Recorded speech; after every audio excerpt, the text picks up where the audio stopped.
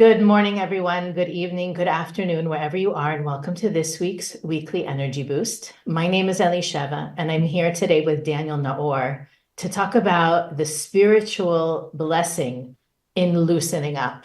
And it's a funny thing to talk about, even on a spiritual level, to bring the idea of being fixed, rigid, routine-oriented, to have your coffee a certain way, and to have to anytime we find ourselves in a thought of have to, in a response of have to, even should, can often come from misguided places. And because we are smack dab in the middle of the month of Taurus on the Kabbalistic calendar, we thought it's a great opportunity to share not only the challenges and the hidden blockages that we might unconsciously be creating by having fixations on the way things need to be and keeping our comfort zone with barbed wire and high security cameras, making sure no one comes in or comes out, but really the hidden ways that those routines and that rigidity sometimes gets in our way, as well as ways to shift out of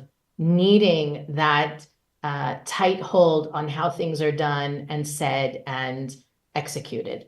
So if you've been listening to Weekly Energy Boost for any period of time, you know Daniel Naor is the best person to come and help us break down misconceptions and belief systems and introduce new ways of thinking that can bring us to greater places of healing and fulfillment.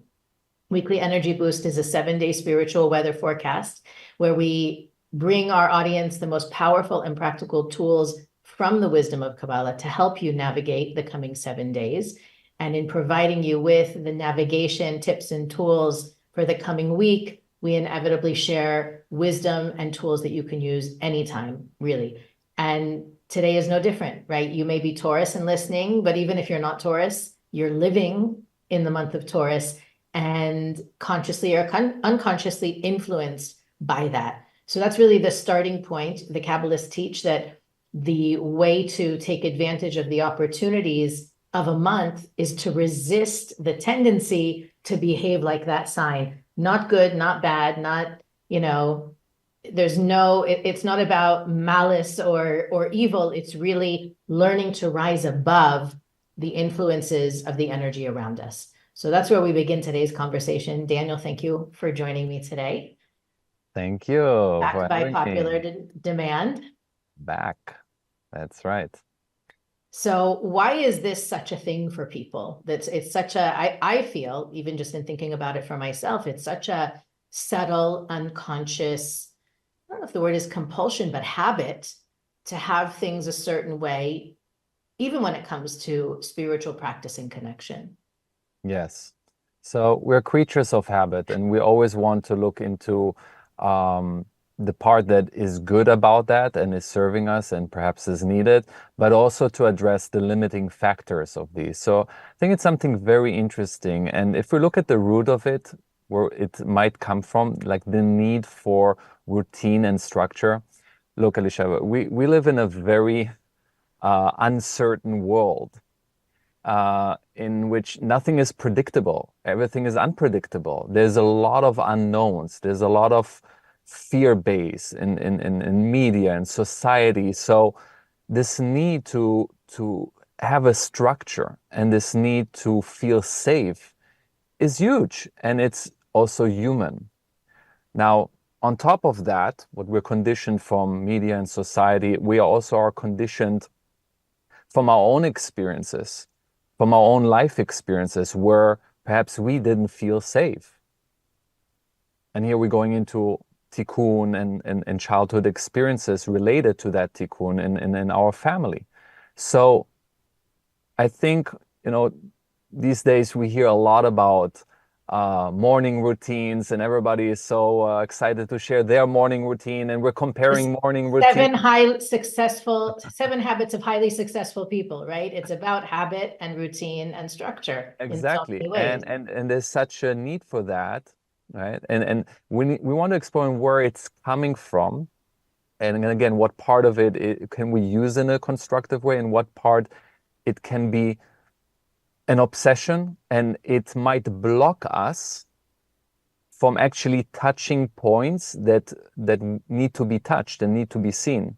Sometimes it can build up a protection zone that doesn't allow us to look at something that needs to be addressed. And I'll explain and give examples. But again, sometimes we look up to people that have this certain, we call it discipline, right? It's like, oh, if I only had that discipline, wow, they're waking up every morning at 4 a.m. Wow, and they're only drinking green juice and they're doing 25 push-ups right when they wake up, and then the cold shower. And it's like, you look at these people and sometimes you're like, wow, they're very disciplined. But sometimes, and again, not labeling or judging anything, whatever morning routine you have and it works for you, it's great. And I have more routines, and routines are important. We're not belittling routines in any way.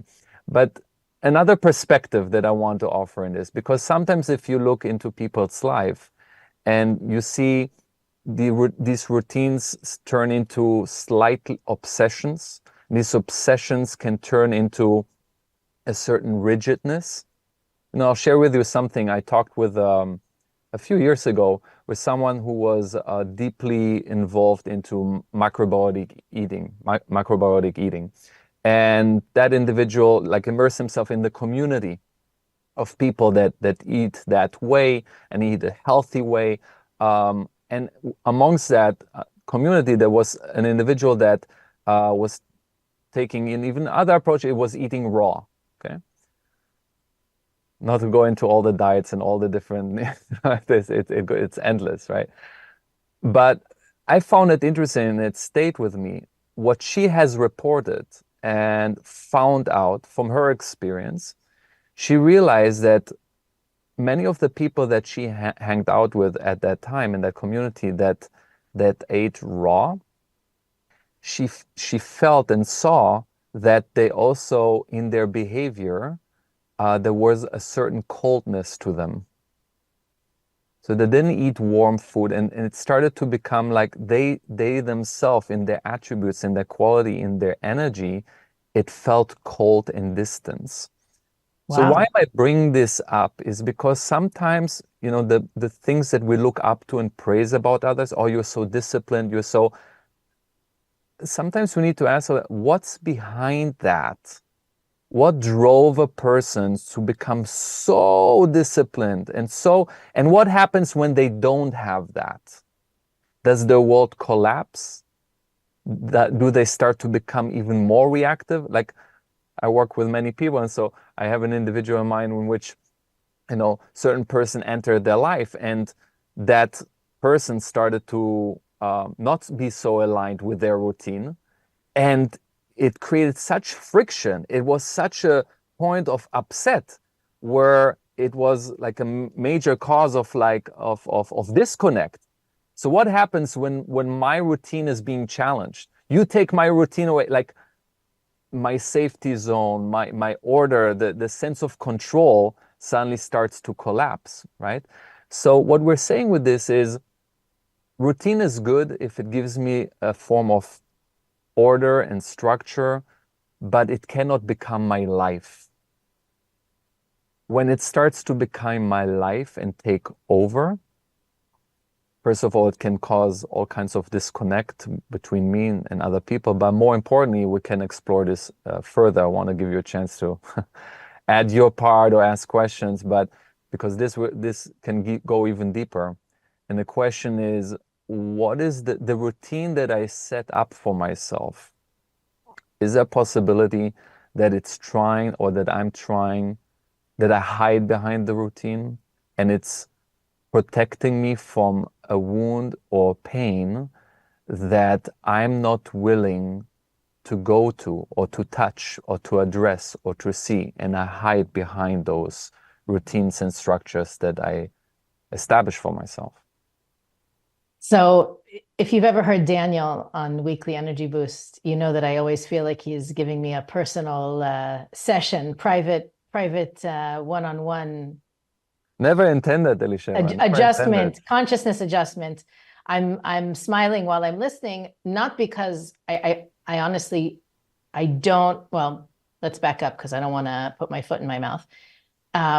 Right. Part of the conversation, Daniel shared with me about this idea was its relation to the month of Taurus, and the people born under the sign of Taurus, and also the other earth signs, by the way, we don't want to leave them out, Virgo and Capricorn, they also have a certain not only gift for order and structure, but sometimes our gifts, as Daniel is sharing, can be a downfall, that sometimes it's to the point of rigidity.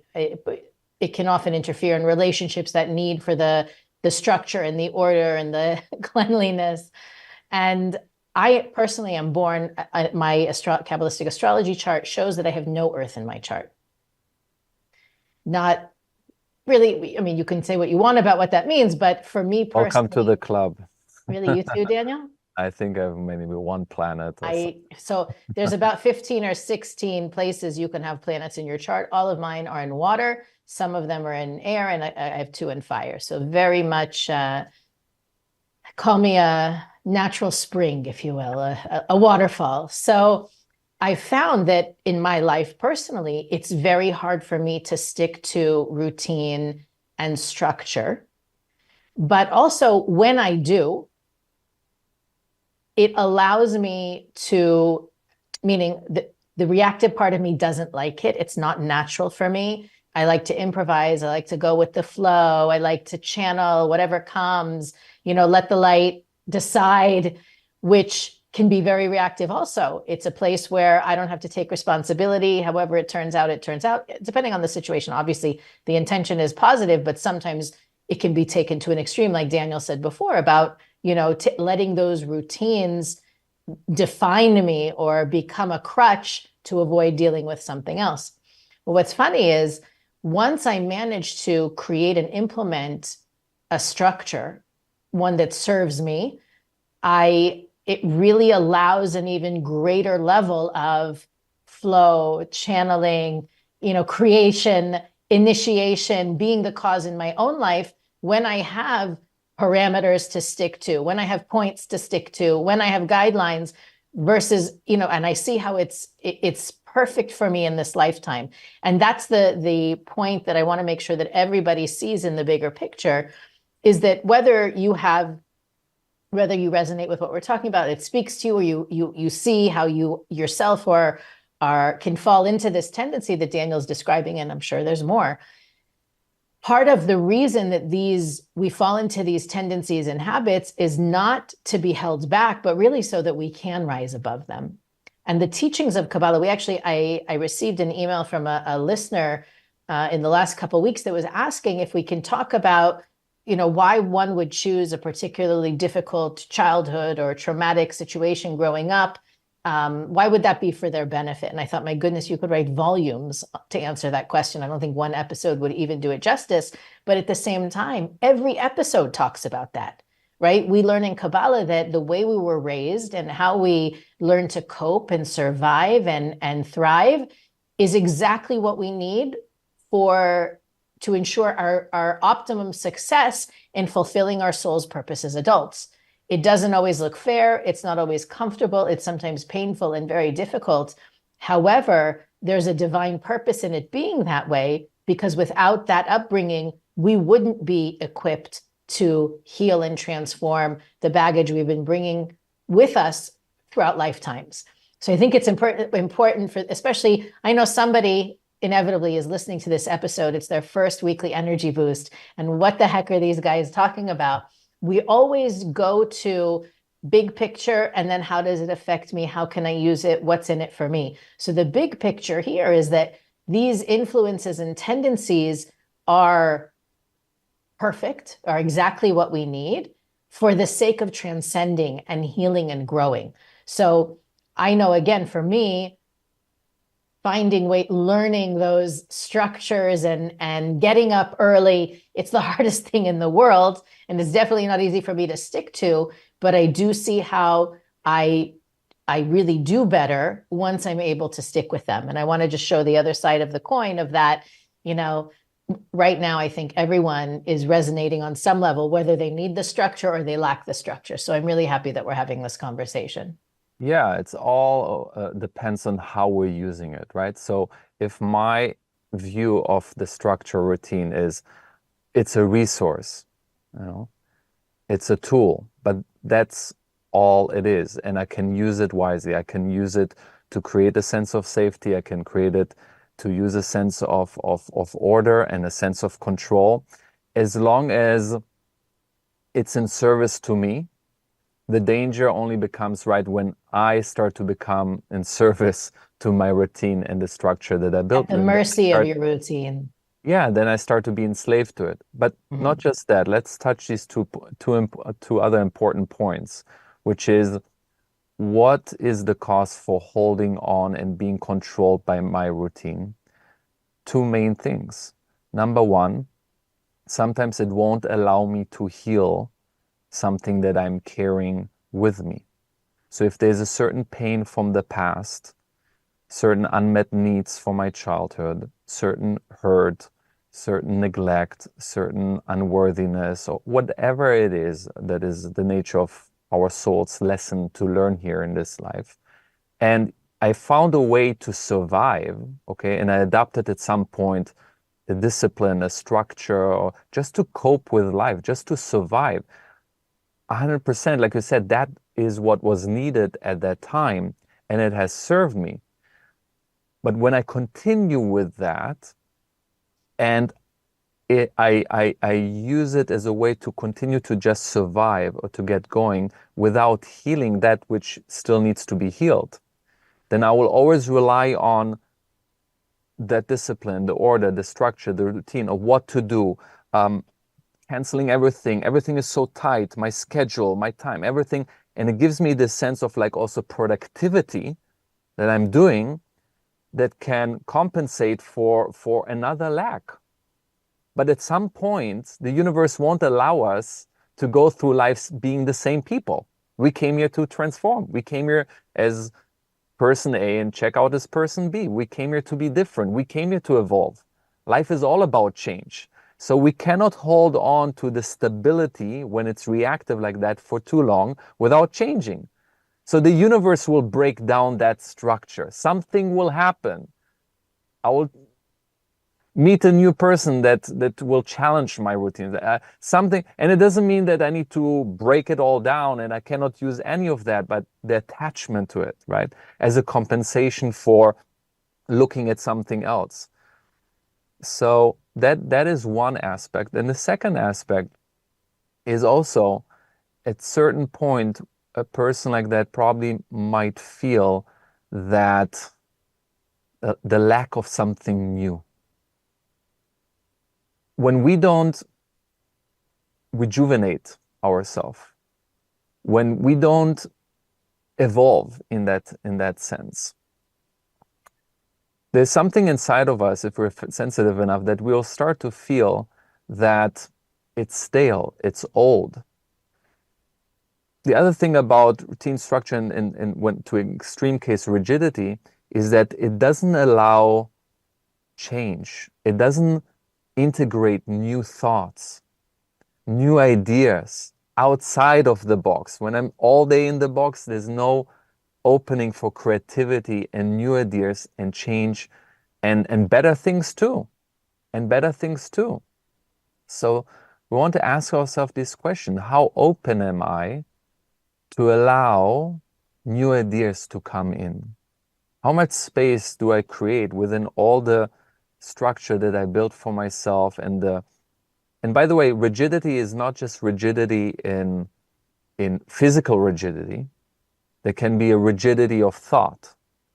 For instance, when we become rigid in thought, a rigid thought or a rigid belief can be all men are the same, all women are the same, all salespeople are the same. All salespeople are the same. Life is difficult. What can you do? Right. My grandfather would always say, life is not a picnic. It's like, it is what it is. You do the best with it. Like there's certain ideas that we might have adopted at some point that we can really protect with that. And we're not flexible. We're not fluid enough to have different perspective, different points of view. We get stuck in a very specific point of view that leaves no room for growth and change. And that's the second danger of that. I'm listening to you, and I'm also thinking about within the teachings of Kabbalah, there is a lot of structure where we're guided to dedicate specific and regular time for prayer and meditation, to dedicate specific time for study. We follow a calendar that is very specific, right? We're going to talk about in a minute a window of time that's opening up this weekend that's very powerful. And when it closes, is that energy available? It is available, but in a diminished amount compared to how much it's available on Sunday. So how do you reconcile how structured the universe is, how structured the practice and the wisdom is with the flow, being open for new things, new ways, new ideas, when here you have this thousands of year old wisdom that hasn't changed a bit, and the structure that it provides us, the rules of the game of life, and yet the flow is such an essential part to being spiritual. Yeah, I love that. It's beautiful, right? Because the universe is perfect and creation is perfect, but we are humans and life is messy, right? Life is not perfect, at least not in our eyes, in our experience. So part of it is also to allow ourselves to be a little bit more human in that sense, whereby, there's always the exception. There's always the gray zone, right? So we can see it also on spiritual path, on even with Kabbalah, that Elisheva, and I'm sure you can relate to that too. Have you seen people in which, they try so hard to follow the path, and how do they turn out? How do people turn out from your experience, Elisheva, that try so hard to do everything right, to follow all what the teacher said from the class, and using all the tools and do it exactly and precise and doing it perfectly? What happens to a person like that? That is true. It's a recipe for misery. It's not enlightenment. It's in darkening. It's not enlightening. And so while all of that is available, right, when we become too meticulous with the structure and the order, we lose sight of what's the purpose. I remember one of our, of our teacher's birthday speech. He said, we have all these tools, we have all these meditations and this wisdom and the depth, but he said, at the end of the day, you know what it really comes down to? All of this is just to get to one place of love. So it's also something to wake us up, or to gauge all the routine that I established for my spiritual routines, my physical routines, my diet, my exercise, any routine, right? But here you're bringing even the spiritual routine. Is it bringing me closer to love? Is it bringing me closer to love myself? Is it bringing me closer to feel more harmony and oneness with others? And if the answer is no, that there's something off about the way I'm using those tools, the spiritual tools, and the wisdom and any type of routine and order and structure that I try to create for myself. Is there any advice or tips you can give people this week? I mean, we have 2 weeks left of the month of Taurus, so I think it's a more open question than we normally ask for a specific week, but it's not even a conversation that needs to end in 2 weeks. We just have a heightened opportunity now. What if someone out there is listening and saying, wow, that's me. I am a slave to my routine. My routine defines who I am, how I freak out when things don't go according to my structure or my expectation. What would be your advice to them? 2 things, maybe. One thing, to review, to reflect. We need to take time to reflect. There's another thing that I noticed that we oftentimes don't do enough, to take the time to reflect, to think about, to really see about my routine or my structure and my order. What part of it is it trying to protect me from, that I, up until now, perhaps wasn't willing to look at? what type of feeling of unsafety, feeling of unworthiness, feeling something that I've been trying to push away, and the routine covered it up so that I don't need to go there. What is it covering, potentially covering up for? And it might not be for everybody, but you might find something there. So that requires deeper work and reflection, okay? But the other thing, maybe on a more lighter note and practical note too, is if you feel that you become too attached to it and you're in service to it and the routine is not in service to you, and especially I guess in this month, do something to break the cycle. Do something completely different. And how do we know if we're doing something different? Is that it will feel a little bit uncomfortable. It will feel unnatural. What you might be doing is like just, go for a half an hour walk. And, people that are in this mindset of like, no, everything is half an hour. No, everything is already allocated. And I cannot waste half an hour for what? What's the purpose of this walk? So do things that in your mind have no purpose. Do things for the sake of doing it, not because there's any immediate result, benefit. Production value. Yeah. Just do it for new ideas to come in. Do something. And it doesn't need to be 30 minutes walk. It can be something else that, it's kids. We do it often, right? We play for the sake of playing, not for a specific outcome. Right? But in that, there's so much magic. There's so much wonder. It happens to me so many times because for me personally, it's also a delicate balance. There's a part of me that is very organized and structured, and I love that. And there's a part of me that is completely opposite. I really have these two parts, and they're always like, it's a dance. It's a dance. But I love these parts when I allow myself really to either to do nothing that seems to have like the magic and the creativity that comes from there. It's the best things that I was able to create always came from giving myself time for unorganized, for destructuring everything, and amazing things show up from that. Right, for structuring unstructured time Yeah. into your calendar. Yeah. I love that. I love that. And to that point, this week, we've been talking the last few weeks about the Omer and the different challenges and opportunities it brings that are unique to this time period. This week, we're entering the 5th week of the Omer. So it means we have 3 weeks left, 5th, 6th, and 7th. Am I right? Am I right? Yes, I'm right. You would know better than me, right? Wednesday, we begin a new of the Omer. And again, typically, it's a time where we suggest to people to really focus on spiritual work, not necessarily starting new businesses, new ventures. It's not a time to sign contracts, get married, buy houses, anything that you want to be fruitful in the long term. It's better not to focus on it during this period. Yet at the same time, there is this window that opens up this week. And I think that goes back to like the abundance of paradoxes that exists in the teachings of Kabbalah, is that in this time that's typically perceived as a low energy time, we have one of the highest energy days of the year. That's this Saturday night and Sunday.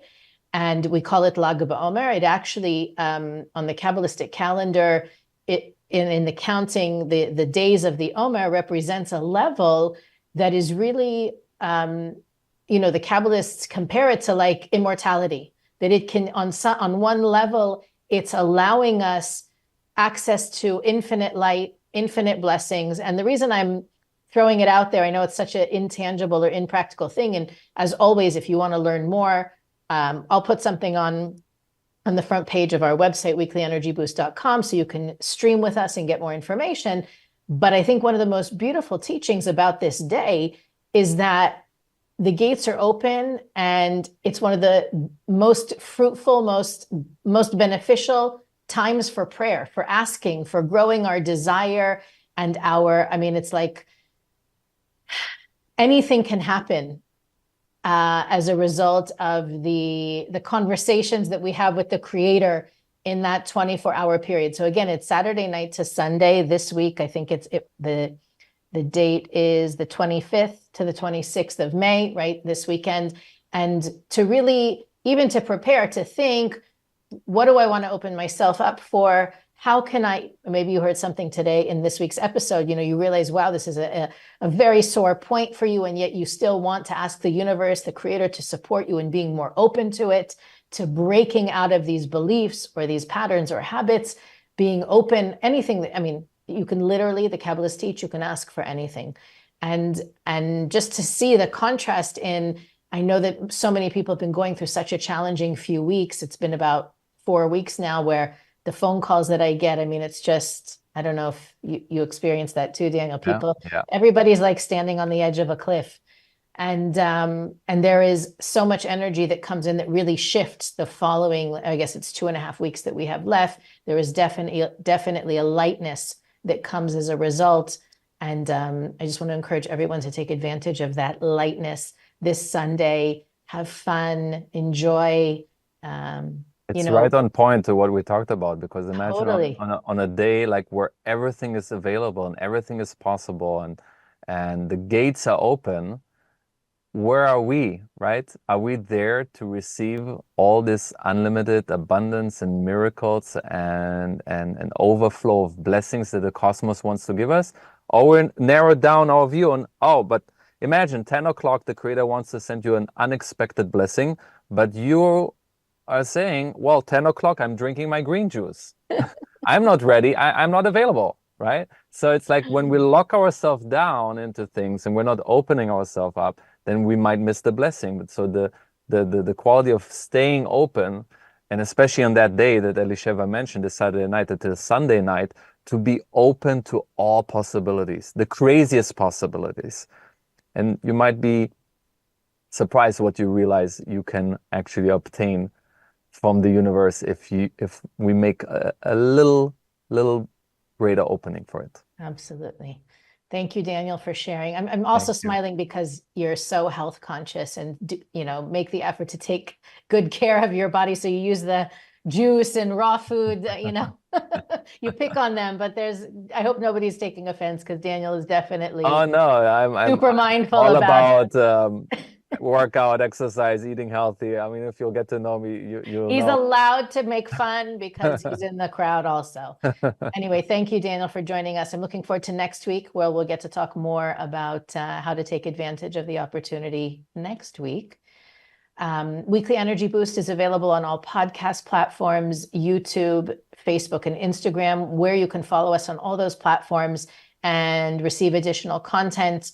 As I mentioned before, we have a website, weeklyenergyboost.com, where we often post links to where you can find out more about the things that we share on every episode, as well as the donate button that's on weeklyenergyboost.com. You can click that to support the efforts that we make to make Weekly Energy Boost possible. Thank you for all of those of our listeners who are supporting us in that way. But as always, the best way to support us is to share this episode, give a subtle message to someone who's a little bit too rigid, or who needs to open their mind up to other possibilities to access healing and strength that might be hiding under those hard and fast rules they have for themselves. And we'll see you next week on the Weekly Energy Boost.